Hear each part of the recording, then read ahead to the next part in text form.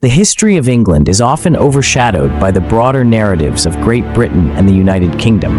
Yet, before these unions could take shape, England had to exist first, and it has been around since 927 AD. The formation of England was a journey shaped by migrations, invasions, and cultural transformations. Before the English arrived, the British Isles were home to Celtic tribes, including the Britons, who had their own cultures and traditions. Life in these early days changed dramatically with the Roman invasion in the 1st century AD. The Romans introduced advanced infrastructure, like roads, bathhouses, and villas, leaving a lasting imprint on the landscape. The Romans made Britannia a province of the vast Roman Empire, integrating it into their sprawling network. Cities such as Londinium, modern London, grew under Roman rule, benefiting from new governance structures and urban planning that transformed the region. Roman influence in Britain brought order, development, and a new way of life for the native tribes. However, by the early 5th century, the Roman Empire was crumbling under pressure from internal and external threats. As Roman legions were pulled back to defend other parts of the empire, Britain was left exposed and vulnerable, with a power vacuum that the native Britons were ill-prepared to fill. The sophisticated infrastructure that the Romans had established began to decline rapidly, and the Britons, who had grown dependent on Roman support, struggled to cope with the new reality. Invasions by neighboring tribes, like the Picts from the north and the Scots from Ireland, only worsened the situation, leaving the Britons in a state of disarray. In response to these mounting threats, the Britons turned to the Germanic tribes, the Angles, Saxons, and Jutes, for help. In the 5th and 6th centuries, these tribes began migrating to Britain from what is now Germany, Denmark, and the Netherlands. Initially, they were hired as mercenaries to defend the Britons from invaders. However, as time passed, these Germanic warriors started to establish their own settlements and assert control over the land. Gradually, they pushed westward, displacing many of the Britons and carving out territories for themselves. By the early 7th century, these Anglo-Saxon tribes had formed 7 principal kingdoms, including Kent, Essex, Sussex, Mercia, East Anglia, Northumbria, and Wessex. Each kingdom developed its own unique identity, contributing to the evolving tapestry of early English culture. The Anglo-Saxons brought with them their own customs, language, and governance, creating a new political landscape. They established monastic communities that preserved knowledge and culture, laying the groundwork for what would become the early English identity. The peace of the Anglo-Saxon kingdoms was shattered in 793 with the first Viking raid on Lindisfarne Monastery. This brutal attack marked the beginning of the Viking Age in England, a period of fear and chaos as Norse warriors launched a series of raids and invasions. Over time, these raids escalated into full-scale invasions, with the Danes establishing the Danelaw, a region in northern and eastern England where Danish laws and customs prevailed. The Viking invasions led to significant battles and conquests, including the Siege of York in 866 and the fall of several Anglo-Saxon kingdoms. East Anglia was conquered in 869, and Mercia fell in 874, leaving only Wessex as the last major Anglo-Saxon stronghold against the Vikings. Amid this turmoil, Alfred the Great of Wessex ascended the throne in 871. Faced with the daunting task of defending his kingdom from the Danish onslaught, Alfred initially attempted to negotiate peace, but his efforts were met with limited success. Yet, despite these setbacks, Alfred's strategic brilliance and resilience shone through. In 878, King Alfred of Wessex secured a critical victory at the Battle of Edington, a turning point in his fight against the Vikings. Facing an army led by the formidable Viking chieftain Guthrum, Alfred's forces managed to outmaneuver and defeat the Danes, forcing them into a retreat. This victory did more than just save Wessex from Viking domination. It also paved the way for a lasting peace agreement. The Treaty of Wedmore followed, with Guthrum agreeing to be baptized as a Christian and withdrawing his forces to the eastern part of England, where the Danelaw would continue to exist under Danish control. Following his victory, Alfred knew that to safeguard Wessex and his people from future invasions, he needed to transform the kingdom. One of his most significant reforms was the establishment of a network of fortified towns, known as burhs. These fortifications were strategically placed across Wessex, providing strongholds against potential Viking raids. These burhs were not just military outposts, but also thriving centers of trade and administration. In addition to these fortifications, Alfred reorganized his military forces, ensuring that his kingdom could be defended more effectively. This new system of defense and the revitalization of local governance laid the foundations for a more unified and resilient England. Alfred's influence wasn't confined to Wessex alone. In Mercia, a region that had been weakened by years of Viking attacks, a power vacuum had emerged. Alfred took advantage of this and extended his influence into Mercia without directly ruling it. He appointed an ealdorman, a trusted noble, to govern the region on his behalf, thereby securing a crucial alliance. This indirect rule allowed Alfred to maintain control over Mercia while focusing on the defense and stability of Wessex. Under his reign, the Anglo-Saxon territories began to coalesce into a more cohesive unit, setting the stage for the future unification of England. After Alfred's death in 911, his son Edward the Elder succeeded him and continued his father's work of consolidating power. Edward focused on expanding Anglo-Saxon control, pushing back Viking influence, and strengthening alliances with neighboring territories. His reign was marked by the expansion of territory and the establishment of strongholds across the land. Edward was not alone in this effort. His sister, Ethelfled, known as the Lady of the Mercians, played a crucial role in the expansion of Anglo-Saxon influence. Ethelfled was a formidable leader, known for her strategic acumen and military prowess. She fortified towns across Mercia and led successful campaigns against Viking-held territories, eventually extending Anglo-Saxon control to York, a vital stronghold that surrendered without a fight. Her leadership solidified the position of Mercia within the growing Anglo-Saxon realm. After Ethelflaed's death in 918, her daughter, Elfwin, briefly assumed control of Mercia. However, Elfwin's reign was short-lived, as Edward quickly moved to take direct control of the region. By bringing Mercia under his rule, Edward further consolidated the Anglo-Saxon territories, paving the way for the eventual unification of England. His reign marked the beginning of a more centralized authority in the region, which would continue under his successors. Edward's son, Ethelstan, is often credited with being the first true king of England. Ethelstan's reign saw the consolidation of the Anglo-Saxon territories into a unified kingdom. One of his most notable achievements was the establishment of control over York, a key Viking stronghold. This was achieved through a combination of diplomacy and marriage alliances, such as the marriage of his sister to the Viking ruler Sihtric. With York under his influence, Ethelstan was able to extend his authority over much of England, earning him the title of the first king to rule over a united English nation. In 937, Ethelstan faced one of his greatest challenges when a coalition of Scottish and Viking forces united against him. The resulting Battle of Brunanburh was a fierce and bloody conflict, but Ethelstan emerged victorious. This battle was a pivotal moment in English history, as it solidified Ethelstan's reputation as a powerful ruler and confirmed the unity and dominance of England over its neighbors. The victory at Brunanburh ensured that England would continue to develop as a cohesive and influential kingdom, shaping the future of the British Isles for centuries to come. Despite the triumph at Brunanburh, Ethelstan's reign was far from peaceful. He faced continuous challenges, particularly from Scotland and the remnants of Viking forces who were eager to reclaim lost ground. The northern regions remained volatile, with constant pressure from both Viking and Scottish forces. However, under Ethelstan's rule, England experienced a period of stability and growth. He focused on strengthening the kingdom by advancing legal frameworks, improving governance, and promoting cultural development.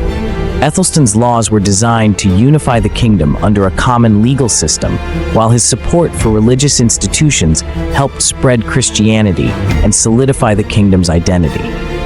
His reign marked a pivotal moment in the history of England, laying the foundation for future rulers to build upon. After Ethelstan's death in 939, England once again faced instability. Viking King Olaf seized the opportunity, recapturing York and reclaiming other territories in the north. His rule reasserted Viking influence in the region, bringing renewed conflict with the Anglo-Saxons. This resurgence of Viking power threatened to unravel the progress made under Ethelstan. However, King Edmund, Ethelstan's brother, rose to the challenge. Determined to restore English authority, Edmund launched a series of campaigns to reclaim lost lands. His efforts were crucial in re-establishing control over Northumbria and pushing back Viking advances. Though his reign was fraught with challenges, both internal and external, Edmund's determination helped to stabilize the kingdom during a critical period. Following Edmund's death, his brother Edred ascended the throne and inherited the ongoing struggle against the Vikings. Edred faced relentless pressure from Viking forces, but his resolve never wavered.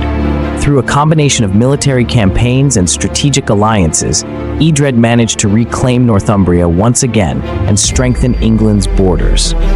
His reign was marked by efforts to solidify the kingdom's defenses and ensure that Viking incursions would not threaten the unity of England. Edred's successes in battle and diplomacy laid the groundwork for a more stable and unified kingdom, allowing his successors to build upon the foundations he established. Edred's death ushered in a brief period of instability, as his successors Eadwig and Edgar struggled to maintain control. However, Edgar the Peaceful eventually emerged as a key figure in stabilizing England. Despite his nickname, Edgar's reign was far from passive. He focused on effective governance and meaningful reforms that helped to consolidate power across the kingdom. Under Edgar's rule, England became more cohesive and organized, with a stronger central government and a more unified administration. His reign also saw the continued expansion of monastic communities, which played a crucial role in preserving and promoting culture, education, and religion throughout the kingdom. Edgar's leadership was instrumental in bringing about a period of relative peace and stability, ensuring that England remained secure in the face of external threats. After Edgar the Peaceful's reign, England enjoyed a brief period of stability, but peace was fragile. His son, King Ethelred, known to history as Ethelred the Unready, ascended to the throne in 978 AD, and the kingdom soon faced fresh waves of Viking attacks. These raids were fiercer than ever, with the Vikings demanding enormous tributes, or danegeld, from the English in exchange for temporary peace. Despite paying the tributes, the Viking raids continued, shaking the foundation of Ethelred's rule. He struggled to organize a strong defense, and soon his reputation as an uncertain leader grew. The people of England, weary of relentless Viking raids, began to lose faith in their king. But despite Ethelred's uncertain leadership, he continued to seek ways to defend his kingdom, forging alliances and planning counterattacks. The struggle was just beginning, and England's fate was teetering on the edge. As the Viking raids escalated, England found itself facing a new threat, the powerful Danish king, Sweyn Forkbeard. Sweyn was ambitious, intent on conquering England and claiming it as part of his kingdom.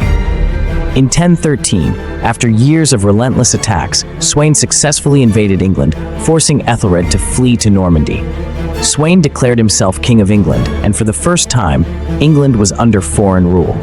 However, Sweyn's reign was short-lived, as he passed away. With Sweyn's death, Ethelred returned to England, attempting to reclaim his throne. But the people of England remained divided, uncertain of Ethelred's ability to defend them. Sweyn's son, Cnut, soon arrived to continue his father's legacy, leading to one of the most challenging battles for control of England. In 1016, after a fierce struggle, Cnut the Great emerged victorious, becoming the King of England. Cnut ruled with a mix of strength and diplomacy, determined to bring stability to his newly conquered kingdom. Surprisingly, he proved to be a wise and fair ruler, earning respect across England. Under Cnut's reign, England experienced a period of relative peace. He strengthened the kingdom's defenses, integrated English and Danish laws, and maintained good relations with the church, which helped solidify his rule. Cnut's governance marked a unique era in England's history, where the lines between conqueror and ruler blurred. He even married Ethelred's widow, Queen Emma, uniting English and Danish royal blood. Though he was a foreign ruler, Cnut's rule brought a temporary but welcome calm to England, showing that even a conqueror could bring stability. After Cnut's death in 1035, his sons attempted to maintain control over England, but they lacked their father's strength and wisdom. disputes over succession weakened the kingdom, leading to a power struggle that reopened old wounds. England's nobility saw an opportunity to restore an English ruler to the throne, and in 1042 they invited Edward the Confessor, Ethelred's son, to return from exile in Normandy and reclaim the throne. Edward's reign was marked by his deep piety, and he focused on rebuilding churches and strengthening the ties between the English throne and the church. However, his rule was also troubled, as powerful nobles like Earl Godwin of Wessex sought to gain influence over the throne. Edward's reign laid the groundwork for a future conflict over succession, as he died childless, leaving no clear heir. The stage was set for a new era of uncertainty. Upon Edward the Confessor's death in 1066, England was thrown into chaos. Several contenders claimed the throne, including Harold Godwinson, a powerful English noble, and William, Duke of Normandy, who asserted that Edward had promised him the throne. When Harold was crowned king, William saw it as an act of betrayal and prepared an invasion. In October 1066, the two forces met at the Battle of Hastings, a pivotal moment in English history. The battle was brutal, lasting all day, with both sides fighting fiercely. But as night fell, Harold was killed and his army was defeated. William emerged victorious, marking the end of Anglo-Saxon rule in England. William the Conqueror became the first Norman king of England, and his victory at Hastings reshaped England forever. Norman customs, language, and laws were introduced, blending with Anglo-Saxon traditions to form a new English identity. This Norman conquest transformed England's culture, government, and society. And so, after centuries of invasions, battles, and unification efforts, England's story entered a new chapter. William the Conqueror's rule introduced sweeping changes that reshaped England in many ways. The Normans, originally Norsemen who had settled in France, brought new customs, language, and systems of governance. William divided the land among his loyal followers, establishing the feudal system, where lords and knights ruled over smaller areas in exchange for loyalty to the king. Castles rose across the landscape, serving as strongholds of Norman power and symbols of control. William also ordered the creation of the Domesday Book, a detailed survey of England's lands and resources, ensuring he could effectively tax and govern the kingdom. The blending of Anglo-Saxon and Norman ways transformed England's culture and language. Over time, English absorbed French words and influence, creating the beginnings of modern English. The society shifted as well, with the power structure now more centralized around the crown and the Norman nobility. While there was resistance and occasional unrest among the English, William's strong leadership kept the kingdom united under his rule. As the Normans solidified their rule, the legacy of Anglo-Saxon England remained alive in its culture, laws, and people. The Anglo-Saxon customs and values didn't disappear, but instead blended with Norman ways. Local traditions, languages, and laws continued to shape daily life for the common people. The Old English villages, churches, and markets carried on, and over generations, the Anglo-Saxon and Norman populations began to see themselves as one people, English. As time went on, the memory of Anglo-Saxon England became a source of pride and inspiration. Writers and historians began to record stories of legendary kings like Alfred the Great and heroes who defended their homeland. These tales celebrated the courage, resilience, and determination of the Anglo-Saxon people, helping later generations understand their roots and identity. For the English, the Anglo-Saxon period became a cherished part of their history, symbolizing strength and unity in the face of challenge. The early history of England is a story of fragmentation, gradually giving way to unity. The process of forming England was complex, shaped by migrations, invasions, and internal struggles that spanned centuries. The rise of the early Anglo-Saxon kingdoms, the relentless Viking invasions, and the eventual consolidation of power under visionary leaders like Alfred, Ethelstan, and Edgar were all critical in shaping the English nation. This period saw significant cultural and political developments, including the establishment of legal codes, administrative reforms, and the growth of a distinct English identity. Edgar the Peaceful's efforts to solidify England's borders and centralize power helped to set the stage for the kingdom's future. By the end of Edgar's reign, England had established a strong foundation that would influence its future development for generations to come. The early history of England, marked by conflict, consolidation, and cultural growth, laid the groundwork for a nation that would eventually emerge as a major power in European history. The legacy of these early rulers and the challenges they overcame shaped the identity of England and set the course for its future as a unified and influential kingdom. Make sure to subscribe, drop a comment below, and let us know which historical event or figure you're curious about next. Your feedback helps shape our content, and we love to hear from you.